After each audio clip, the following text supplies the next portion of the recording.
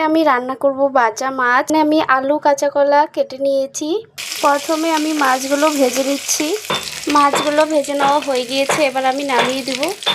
এবার ফোড়নে দিব তেজপাতা আর জিরে। ফোড়নটা হয়ে গিয়েছে, এবার আমি দিয়ে দেব সবজিগুলো।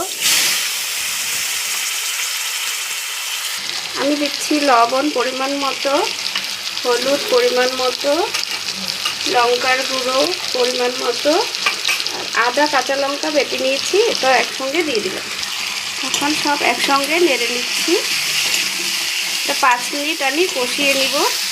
হয়ে গিয়েছে, এবার আমি ঝোল দিয়ে দিব পরিমাণ মতো, নেড়ে নিব। ঝোল ফুটে উঠেছে, এবার আমি মাছগুলো দিয়ে দিচ্ছি। এবার আমি ঢেকে দিচ্ছি।